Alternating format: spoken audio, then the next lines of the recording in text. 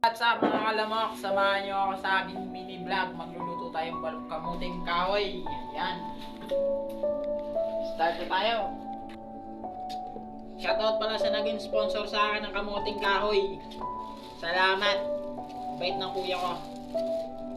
Ayan, nagbabalat na ako. Luluto ko to. Grabe, hirap balatan. Para ngayong pakain. Wala na kayong makain, kaya kamuting kahoy na lang muna guys. Pagkatapos ko palang balatan yan mga kalamok, tinipak-tip ako na yung kamuting kahoy para hindi siya mahirap lutuin at hindi rin mahirap kainin at para din mabilis ilaga at maluto. Ayan na.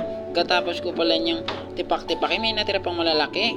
At akin ang hinugasan yung mga kamote natin mga kalamok. Ayan, minekos-mekos na ni lamok. Habang nagugas pala ako niyan, pa-video muna ako sa aking pamangkin dahil wala akong video prepare. Wow! Ganyan talaga pag nag-uumpisa, tamang tiyaga lang. Yan, mga kalamok. Yan na nga, umakit na kami sa taas para maluto ko na yung tingkamuti na nilaga na may asukal. Yan, tamang akit na sila mok, makikiluto. Yan, let's go mga kalamok. Yan. Yan na nga, nilagyan ko na ng tubig dyan mga kalamok.